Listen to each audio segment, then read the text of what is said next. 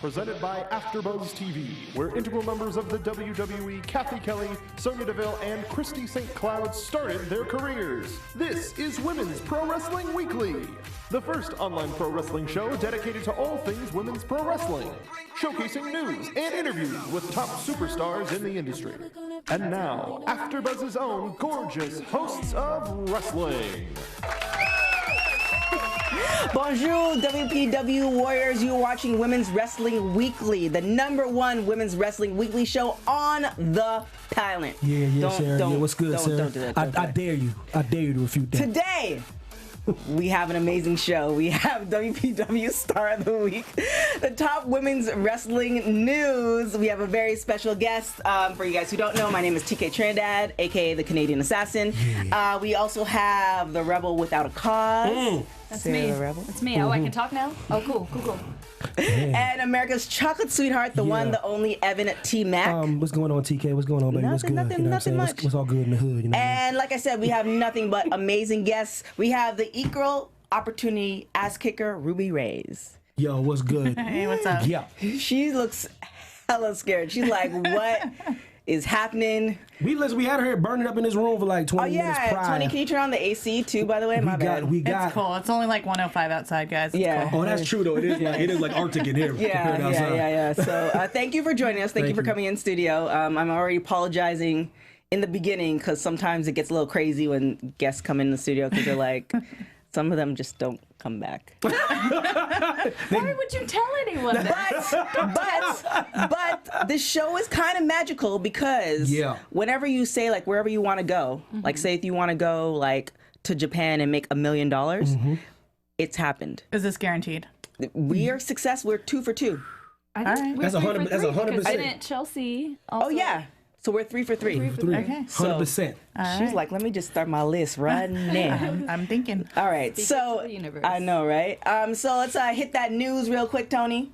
Women's Pro Wrestling News. All right, I'm gonna keep it short and sweet, man. The Mae Young Classic Part 2.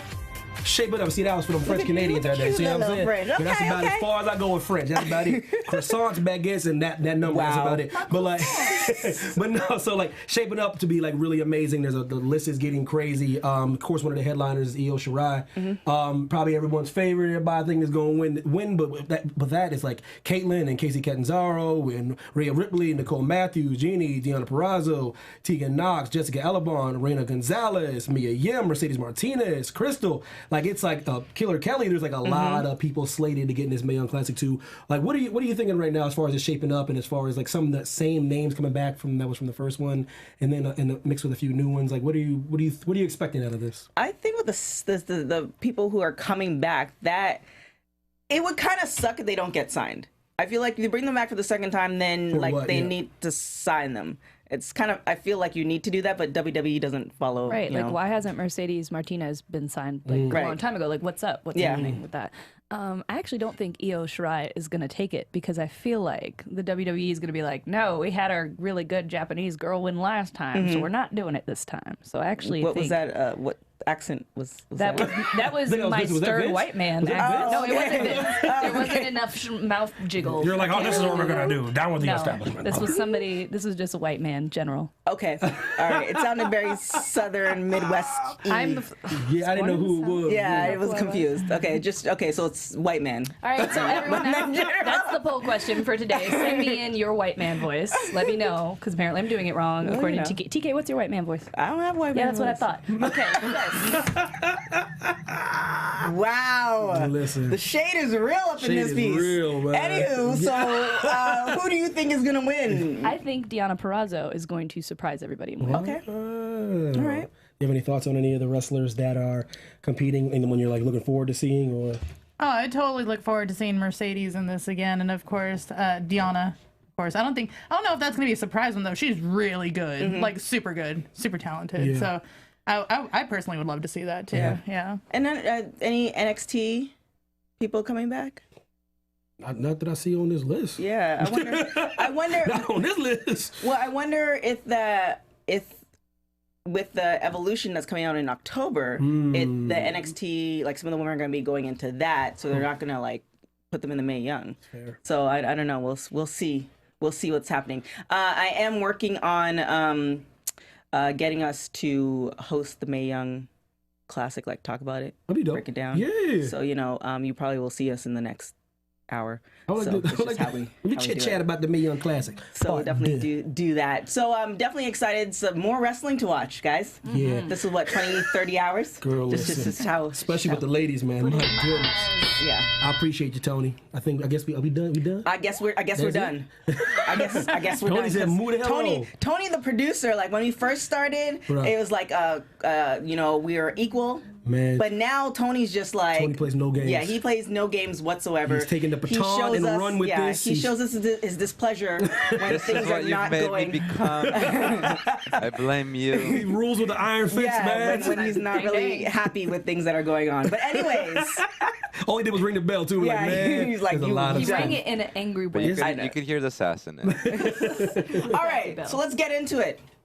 Ruby, our guest. What up? Oh, hey, She's like, wait, what's happening now? I'm here. I've heard that you're a huge fan of Glow. Did you get to watch the second season at all?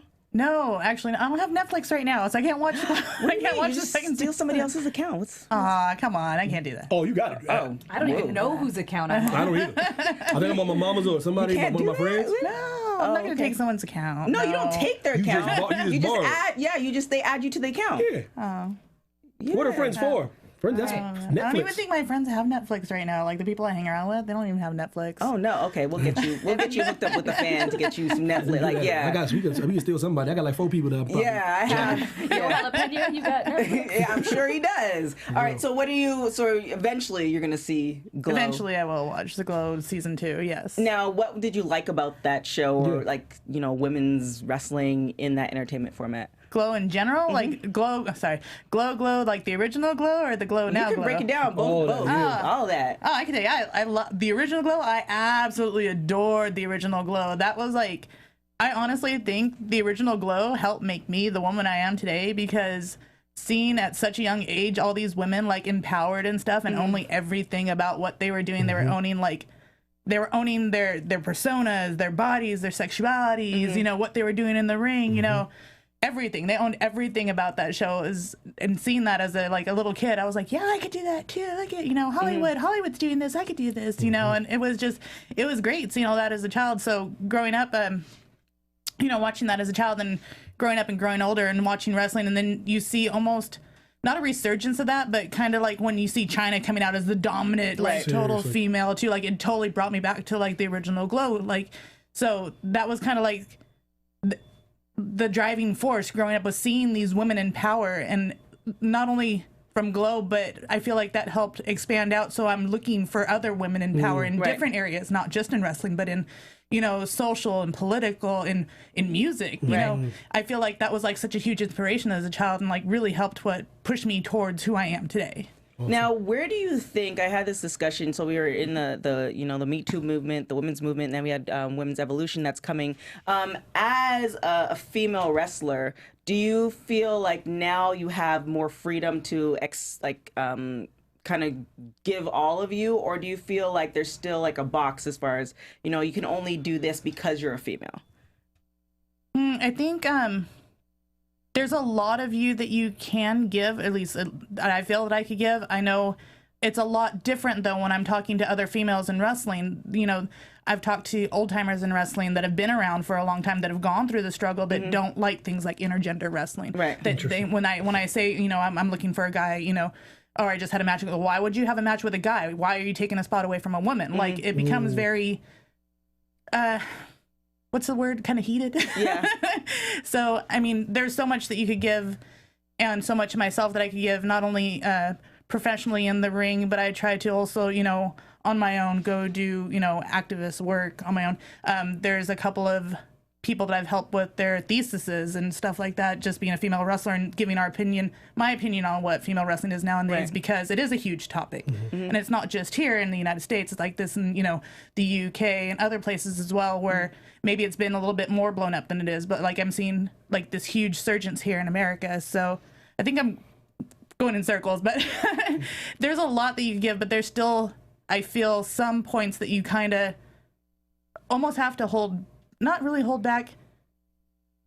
I do my thing. Whatever's going to happen, I'm going to do my thing. And a lot of people don't like it. A lot of people don't like that I fight men. A lot of people don't like that, the other day I stepped in the ring with Eric, walked and I looked him in the eye. I'm like, let's go, buddy.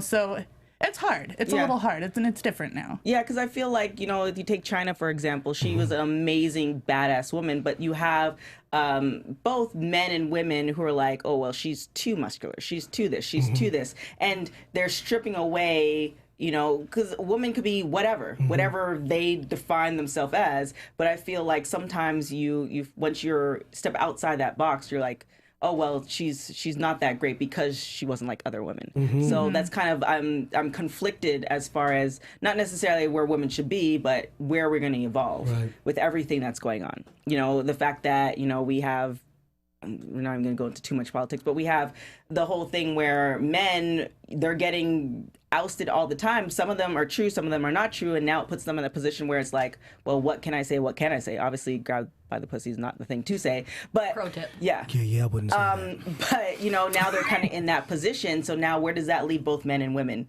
And that's up. Yeah, we're in a very interesting place. Yeah, very, very interesting place. Yeah. But I do like the fact that you had created a list, and Joey Ryan was on that list, and you went up against him. Do you have like a new list that you have created as far as people you want to go up against? No, actually, no. I mean, I like have in my head like these people, and honestly, at this given point, it's kind of shifted back towards females again, because before I had a list of guys that I want to wrestle these guys, and I've filtered through a lot of that list, and kind of it's shifting towards females now because there's a lot of really tough females out there that I haven't even gotten to, touch. There's Harlow out in the East Coast. I finally got to wrestle with Jessica Havoc, but there's so many other girls like Kimberly. She's a tough little cookie, people like that. So it's kind of veered more towards females right now because I've been doing a lot of guy wrestling. So like, how did you develop your character? What goes into developing your character and your persona in presenting yourself like to crowds and stuff like that? What was your process?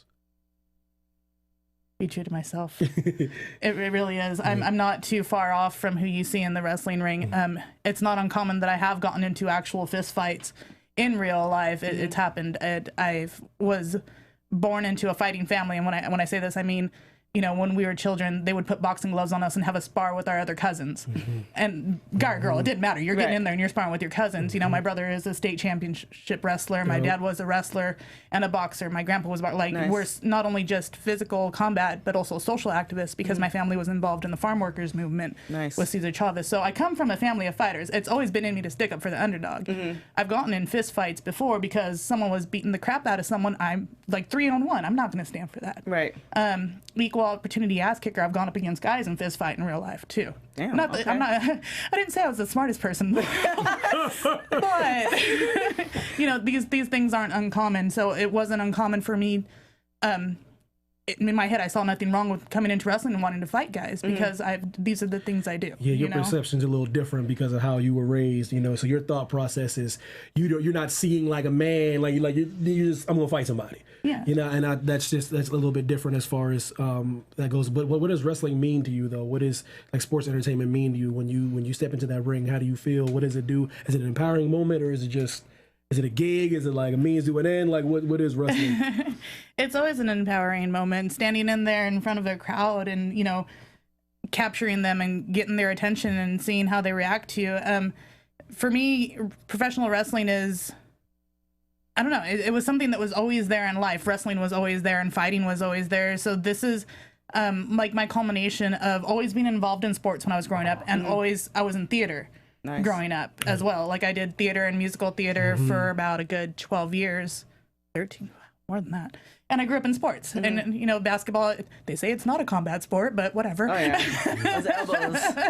I disagree very highly. A bunch of that. I was in cheerleading. I've always been in sports and I've always been in acting. So this is kind of like a good culmination of like all of it put together. And then you get to put your favorite parts of both of them out on display. So you started off as a manager. What made you want to make the transition from managing into wrestling? Like, was there a moment that kind of sparked that decision for you? And could you speak to that a little bit?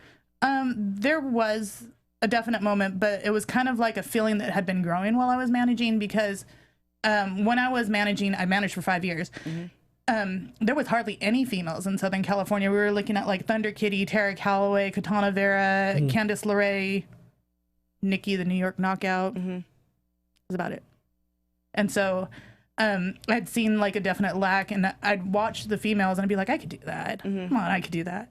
I could only do that. And then it almost had seemed like it was getting worse, because not saying that you can't get better, but if you're only wrestling the same person over and over and things get stale after a while. And so I was like, dude, I felt a need to come and help women's wrestling. I'm like, I feel like I could get in there and shake things up. And as a manager, I got called out to a wrestling match. So I had to do a singles match, and I was only a manager. I didn't have full official training yet. So I had a singles match against a guy named Chris Evans.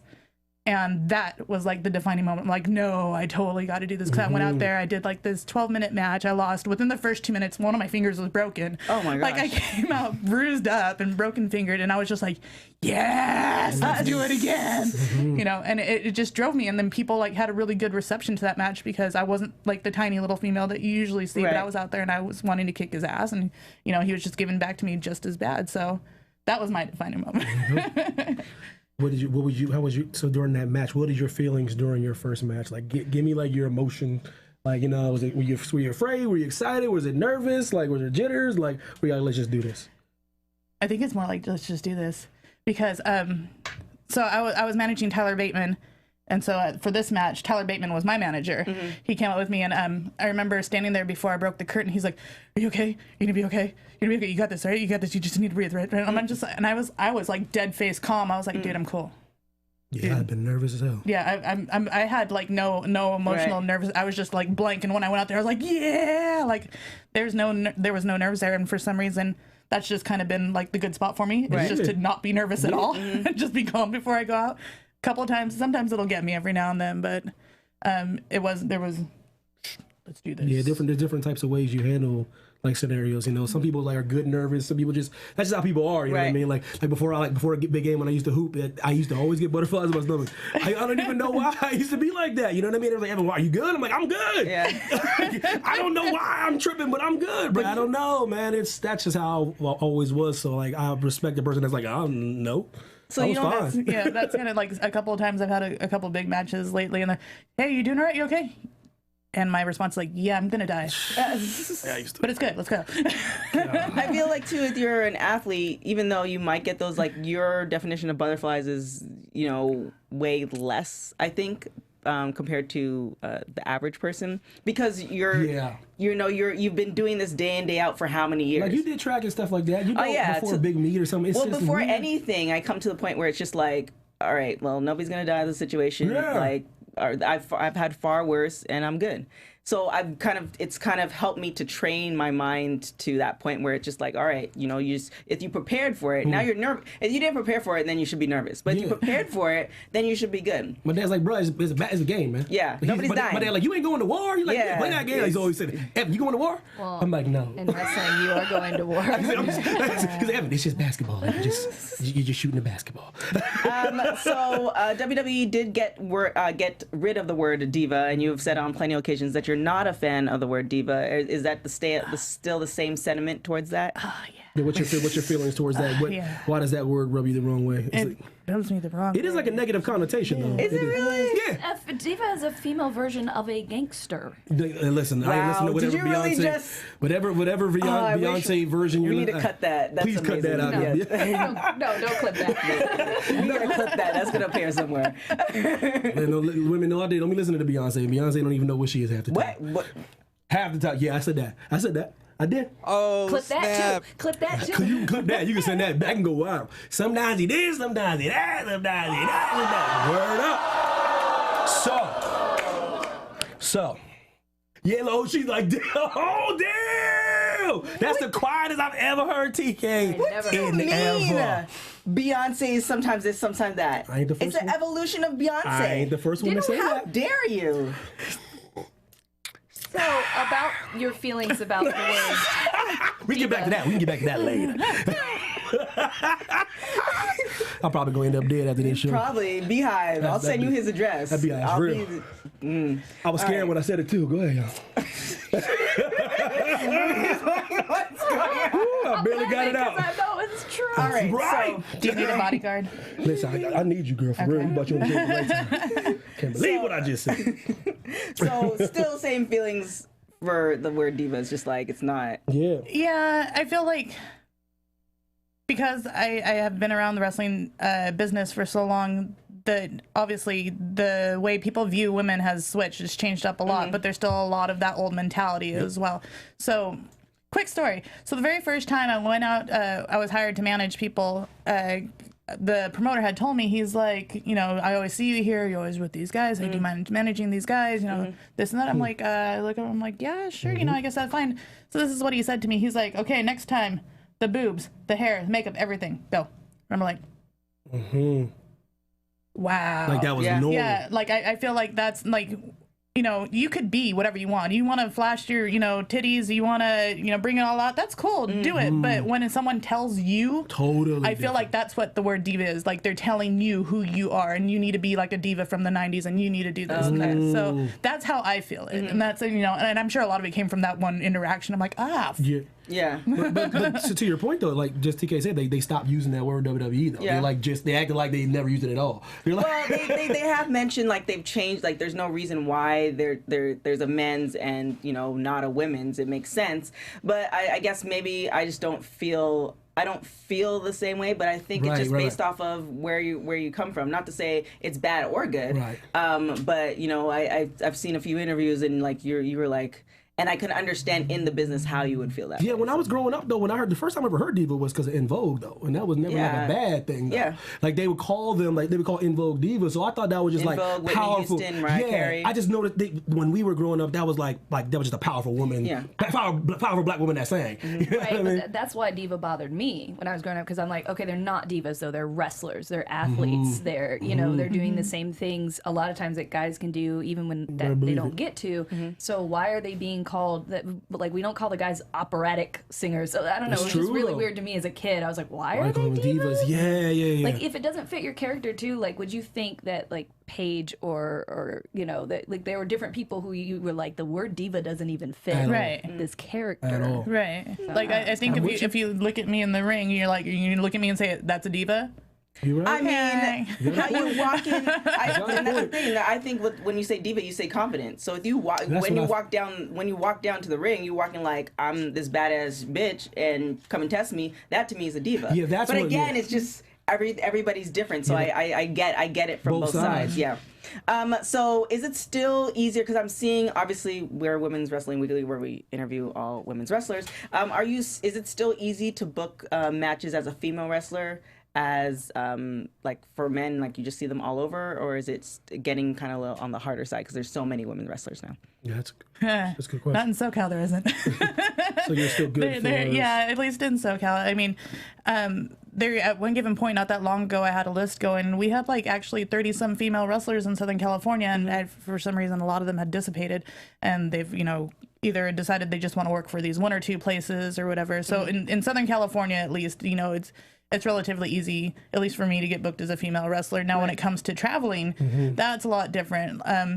It's hard just being in California and traveling, period, because we're so far away from like where all the good wrestling's going on. Not good wrestling, well, all the wrestling, because there's good wrestling here too. But Ohio, New Jersey, when you want to go to all these places, it's so much easier for them just to pick up someone from another state away or 2 states away rather than all the way across the country. So here it's okay, I want to go more to the East Coast again. Is that your plans, or do you want to do more East Coast stuff? That's not my goal. Like, no, that's not my wish. I don't want to use my wish on that. Do I have to use my wish on that? No. Because if our wish is like, okay, so it's just one thing. I'll say if it's just one thing. Hold on. You just wish for a headline in WrestleMania. But what is your one thing? Like, is it? I've seen that you said that your WWE is not necessarily the thing. Is that still the same, or are you looking for Impact? Are you looking in Japan? Are you looking Mexico, Canada? What's the next kind of goal?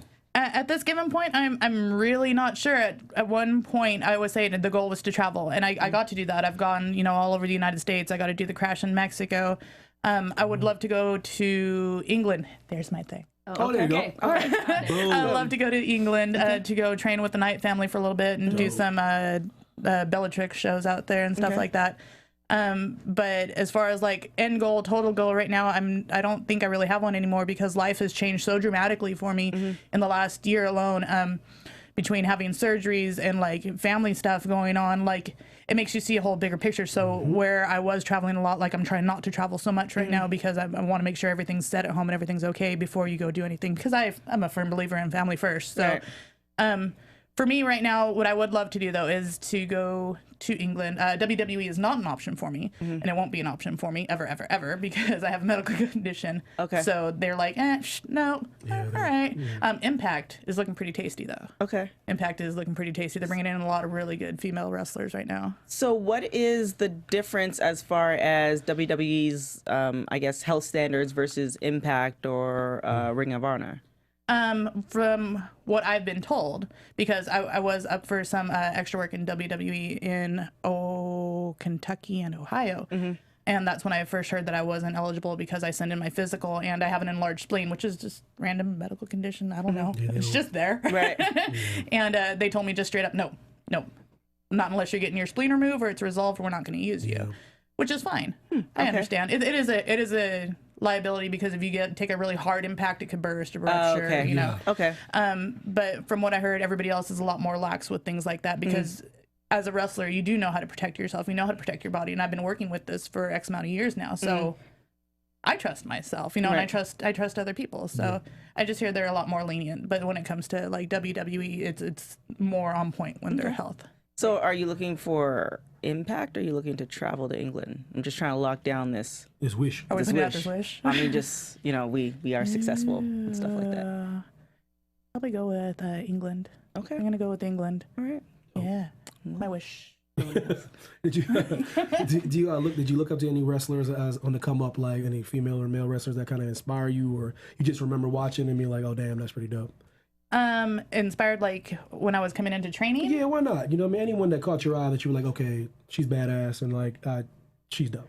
Yeah, so B-Boy. Actually, I used to watch B-Boy's matches like when he did the Ted Petty Invitational and stuff like that, and I was like, wow, he's a really cool wrestler. So I get to like fast forward, you know, X amount of years later, and then getting to wrestle him was like, That's dope. You got that little moment. But honestly, I was really inspired by the people who were around me a whole lot at the time, which would be like Bad Dude Tito, Che Cabrera, Tyler Bateman, like a bunch of the older school guys from Santino Brothers were the ones who I really looked up to, and I loved watching them wrestle. So those were my like big inspirations. Awesome. So as far as intergender matches, so you have like more of a list for women. Are there any men that you want to go up against? Joe Gacy. Joe Gacy is a big one. Like I met him in about 2008 or so, and I thought he was a fantastic wrestler back then. And so seeing him like evolve and seeing his character evolve like to his little bit more psycho persona that he is now, I would actually really love to wrestle him right now. So Joe Gacy. Okay. Damn. Oh. Calling him out. Oh damn. That's what it is, Joe. And now you studied a psychologist and you're a published scientist? Yes. Okay.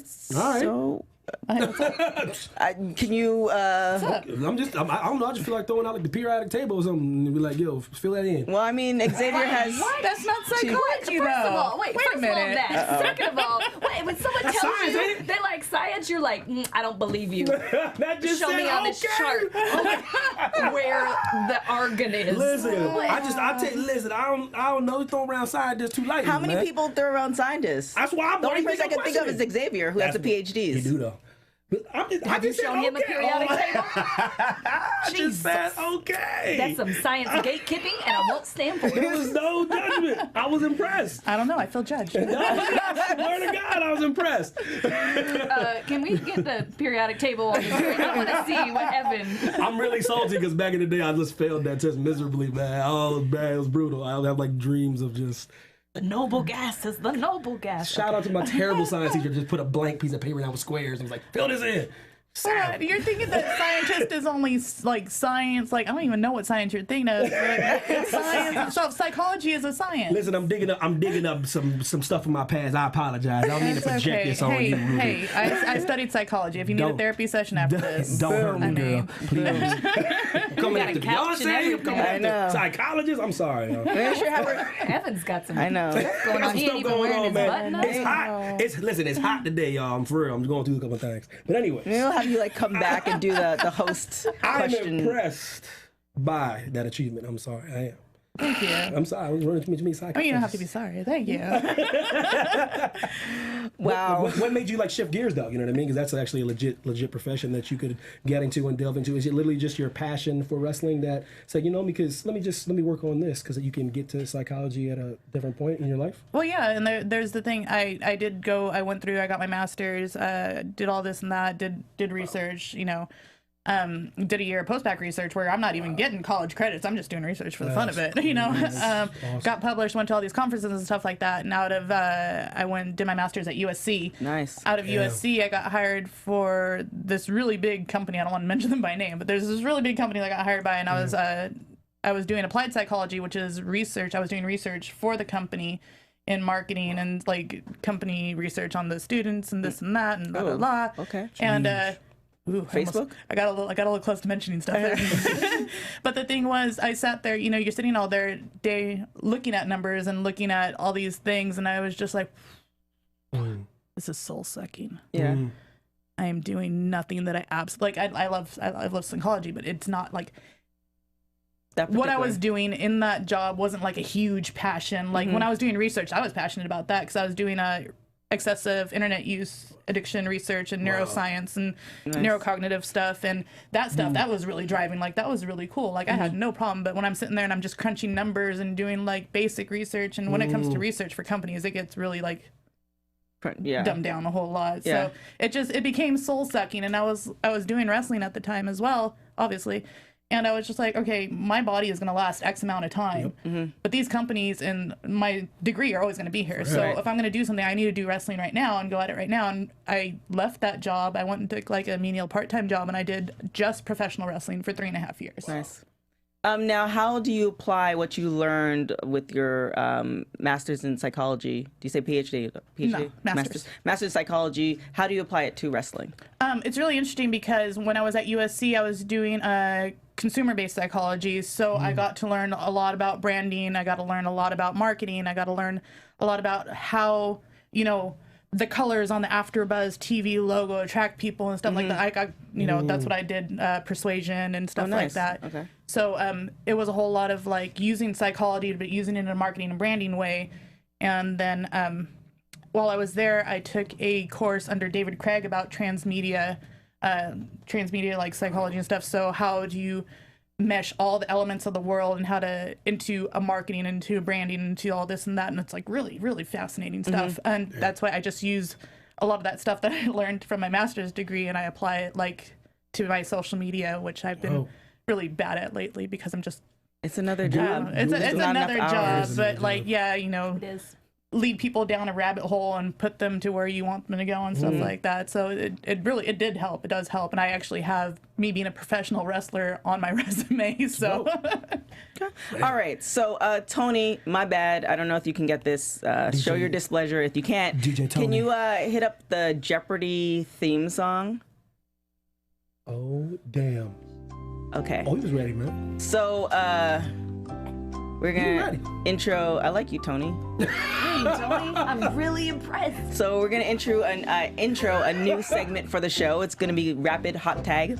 Tony, what's up, boy? So we're gonna hit you up with some questions. okay. You really? Okay. That's that Camera sugar now. honey iced tea right We're gonna now. hit you with some questions. First word that comes to mind, that's what you say. All right. So here we go. Always early or always late? Early. Last person you text? Rapid fire. Sarah? When was? Not this second. When was the last time you lied? That's amazing. It's amazing. I don't know. I really don't know. I'm sorry. Nothing to be sorry about. That's a good thing. That's good. If you could change one thing in the world, what would it be? Cancer. What is it that you really love about yourself? Oh, the first thing that came to my mind was my heart. Okay. Oh, man. Celeb you want to meet? The guy that plays Lucifer Okay. on Lucifer. Last show you binge watched? Oh, Cougar Town. Guilty pleasure? Ice cream? Favorite food? Ice cream? Dream dinner date? I don't know why Neil Patrick Harris comes to head. I'm sure that'd be fun. Okay. If you were a crayon, what color would you be? Red. Favorite season? Fall. And Oh, we're not gonna ask that one. That was. If you were on death row, what would be your last meal? Oh Lord. Taquitos. You said taquitos? Like just a whole plate of taquitos. Guacamole. My parents make some really good ones. So you're gonna have your mom make you some taquitos. That's a nice I guess meal. so. All right. That's a nice last meal. Oh, there you have it. We're gonna hit up Mr. Evan T. Mac some stuff for the AfterBuzzers. Oh, for real? It's like that? Yeah, it's like that. It's like that. Man, this is like a public service announcement right here, Tony. I need some music for this. No, AfterBuzzers, our network produces after shows for nearly all your favorite TV shows, from dramas, reality TV, sci-fi, and more. There's no network that works harder to serve your television fans, but we need your help. We're asking that you please subscribe to one or more of our YouTube channels. By subscribing to our channel, YouTube will suggest content that is tailor-made for you, and it'll help AfterBuzz continue to grow. And if you're worried about pesky notifications, do not be, because they're optional. So hit that subscribe button now for this channel and check out our other AfterBuzz YouTube channels as well. Let us know you did in the comments, and we'll thank you on air. Shout out to Johan Payne. Yep. For now, thanks for being the best fans and for helping us be the ESPN of TV talk. Yeah. All right, Miss Sarah, hit us up with that Star of the Week. See, I get music. Oh, That's real. shade, right? Shade's real. Our Women's Wrestling Weekly Star of the Week is Kagetsu. Although you may have heard her called Kagetsu on Women of Honor, I've never heard it pronounced that way, so what do I know? So you may recognize her from the Women of Honor Championship Tournament. She currently wrestles for Stardom, where she is the reigning World of Stardom champion, and she's known for this like really big, charismatic personality, her incredible athleticism. She's got a really great look. She's pretty awesome. I'm kind of like all about her right now, in case you can't tell. All of her hard striking and charisma and all that stuff was on display during her Women of Honor match versus Sumi Sakai. I recommend you check that out, though it's not the recommended video. I cheated a little bit. I first learned about her when I visited Japan in January, and that's why I became such a fan. So my recommended match is the one I actually watched in January. You'll have to either search the dark webs for it. I'm not going to tell you how to get there, or you need to sign up for a World of Stardom account. It is the Queen's Quest versus Oedo Tai, I never know how to pronounce that, Elimination Gauntlet match from January 21st, 2018. This match paired Kagetsu up against Io Shirai and Piper Niven, and I'm still talking about it, so you really need to go and check it out. And also our past guest, Chris Wolf, was on that show as well and in that match, so check it out. Word.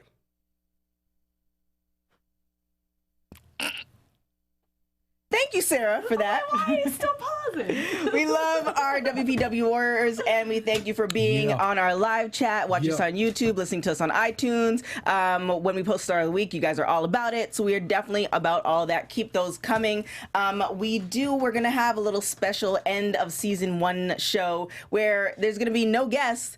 We're going to be the guest, and supposedly I'm bringing in somebody to also ask additional questions in addition to these two, because I was just kind of afraid. So, so send us your questions on Twitter, Instagram, all that good stuff.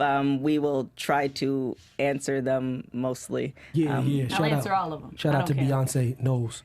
Oh, really? You doing that? I'm shouting out! So now you were scared of America's Sweetheart. Now you're scared the Beehive? of the Beehive. Yeah, they're going to come in. We need to cut that. That's going to cut. Yo, Pena, what's good, boy? Well, you think he's going to protect you? Bosa Will, yo, Joseph Bosa, what up? Dan, J. Will, what's good? So our poll is Mae Young Classic. Are you planning to watch the Mae Young Classic? Yay or nay? I mean, you also should be saying yay because you watch the show. But, you know, there might be a nay because there is a lot of wrestling out there. So, you know, it is what it is. Just let us know. And, you know, no judgment. Well, maybe a little bit of judge. I'm gonna judge you. If you don't watch that, I'm going to judge you. You watch this, don't watch that? Judged. Yeah. Consider yourself judged. Thank you to the equal opportunity ass kicker, Ruby Raze. Thank you. Where can everybody find you? You can find me under all social media under the name Razor Pops. That's adorably violent. RAZERPOPS. And don't forget to subscribe to our YouTube channel, AfterBuzz Wrestling and Sports. Give us a thumbs up, Twitter, all that good stuff.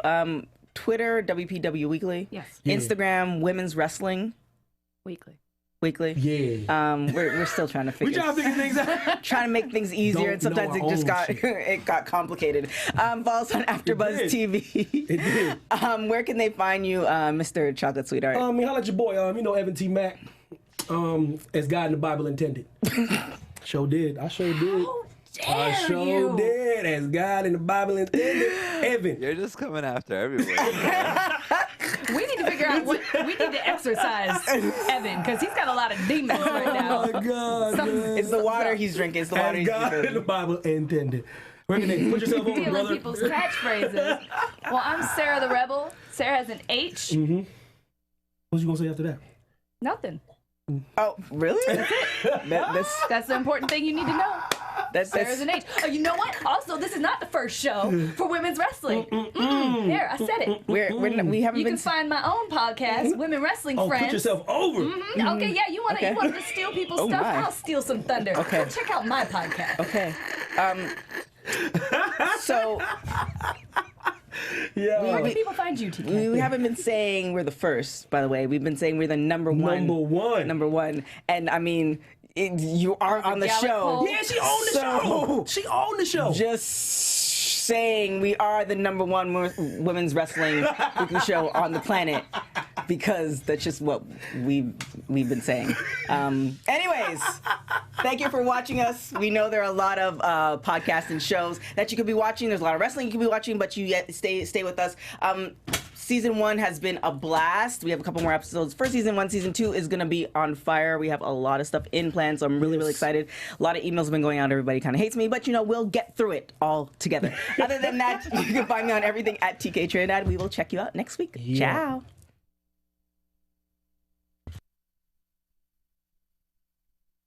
From executive producers Kevin Undergaro, Maria Menounos, Phil Svitek, producer TK Trinidad, and me, Mark Donica, your voice of AfterBuzz TV Wrestling. We ask you to rate and comment on iTunes, subscribe to AfterBuzz Wrestling on YouTube, and find us on all social media.